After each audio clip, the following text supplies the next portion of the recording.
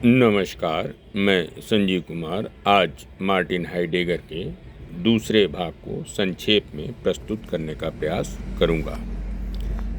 कल जैसा कि हमने देखा, मानव जगत में उस प्रकार नहीं है जैसे लोटे में जल, वरन उसके जगत में होने की विभिन्न विधाएं हैं।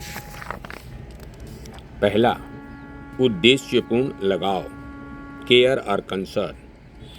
हाइडेगर के अनुसार मानव अस्तित्व का जगत के साथ एक विशिष्ट लगाव है, और यदि ऐसा न हो तो अस्तित्व की अनुभूति ही नहीं होगी। मानव के अस्तित्वमान होने का यह अर्थ ही है उसका अज्ञात के प्रति लगाव। इस लगाव के 3 लक्षण हैं: तथ्यता, संभावना तथा गिरावट। यह तथ्य है कि प्राथमिक आद्य अनुभूति में मानव अपने को एकाएक जगत में फेंका हुआ पाता है।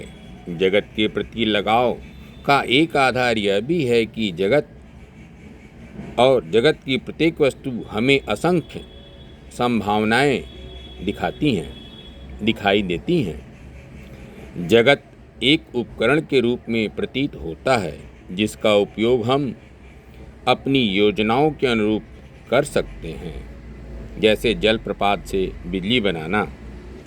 गिरावट का आशय है कि मानव सत्य की आनुभविक अभिव्यक्तियों में ही उलझकर वहीं रह जाए, अपनी विशिष्टताओं को भूल जगत में ही पूर्णतया रम जाए।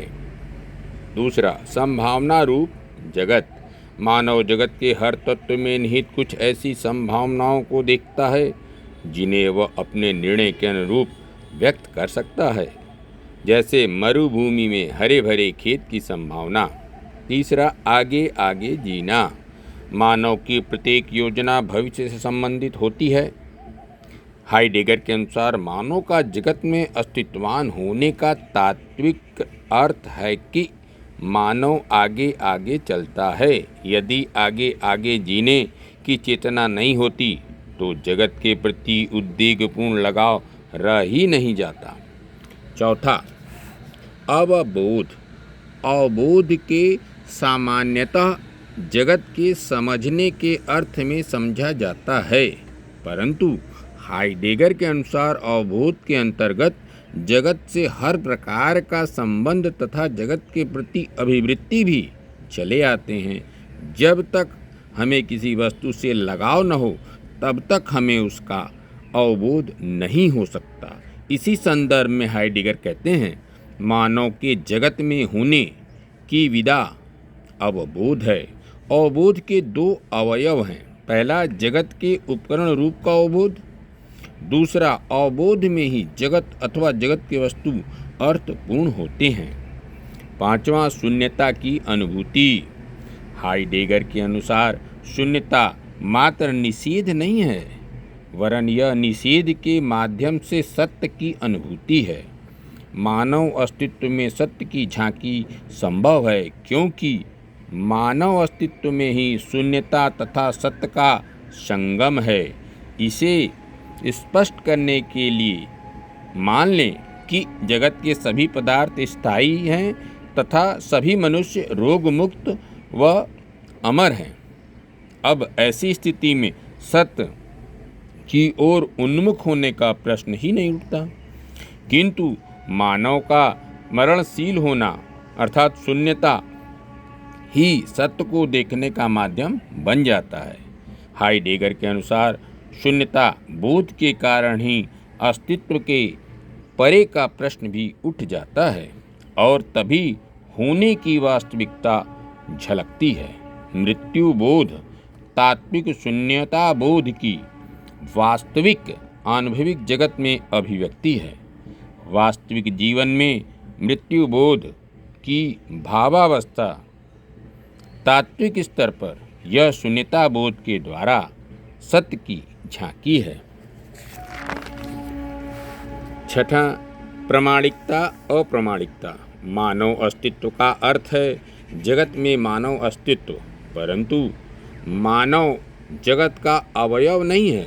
वह अस्तित्व की चेतना के साथ जगत में है, अर्थात वह भौतिक वस्तु की तरह नहीं है, परंतु ऐसा संभव है कि मानव अपनी विशिष्टता से भागने के क्रम में अपने को भौतिक वस्तुओं के समान बना ले, जगत का अंग बन जाए। इसके विपरीत यह भी संभव है कि वह अपनी मानवीयता किसी भी दशा में खोने को तैयार न हो। इस प्रामाणिकता में वह जगत में होते हुए भी अपनी स्वतंत्रता बनाए रखता है। हाइडेगर के अनुसार मानव अस्तित्व की प्रामाणिकता में ही सत्य झांकी संभव है। अप्रामाणिक जीवन के तथ्य। पहला, तथ्यता। हाइडेगर के अनुसार प्रत्येक व्यक्ति को यह अनुभूति है कि वह है तथा उसे जगत में रहना है। दूसरा, फेंका हुआ होना। व्यक्ति एकाएक अपने को जगत में पाता है, इसमें उसकी इच्छा शामिल नहीं है। तीसरा, चिंता। व्यक्ति एक तरफ अपने को जगत में फेंका हुआ पाता है तो दूसरी ओर उसकी तात्विकता उसे सत्य की ओर उन्मुख करती है। इससे उत्पन्न तनाव को ही हाइडेगर चिंता कहते हैं। दूसरी स्थिति में व्यवधान प्रथम स्थिति से आती है, क्योंकि अस्तित्व की तथ्यता स्वतंत्र निर्णय पर एक बंधन जैसा है। हाइडेगर चिंता को महत्वपूर्ण मानते हैं, क्योंकि यही चिंता हमें पूर्णतया अप्रामाणिक हो जाने से बचा सकती है। चौथा, मृत्यु की अनुभूति।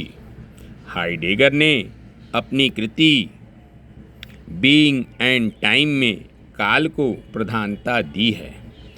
काल की परंपरागत अवधारणा को अस्वीकार करते हैं, क्योंकि मानव अस्तित्व का हर क्षण भूत, वर्तमान, भविष्य तीनों को समेटे रहता है। और अत्यंत महत्वपूर्ण बात कहते हैं, मृत्यु निश्चित भविष्य है और यह अनुभूति हर क्षण जीवित है, अर्थात वर्तमान है। साधारण अप्रामाणिक जीवन में इस अनुभूति से भागे रहते हैं। कुछ इससे बचने के लिए अमरता की कल्पना कर लेते हैं। हाइडेगर इस अनुभूति की विशिष्टता बताते हैं कि जिस प्रकार हमारा अस्तित्व हमारा है, वैसे ही हमारी मृत्यु भी हमारी है। कोई सार्वभौम मृत्यु नहीं होती, कोई अन्य मेरी मृत्यु नहीं मर सकता, और यह भी कि मृत्यु अस्तित्व की समाप्ति नहीं, उसकी परिणति है। मृत्यु ही मनुष्यों को अस्तित्व को एक सूत्र में बांधे है। यदि मृत्यु की अनुभूति हो जाए तो अस्तित्व की समझ आ जाए, जीवन प्रामाणिक हो जाए। धन्यवाद, नमस्कार।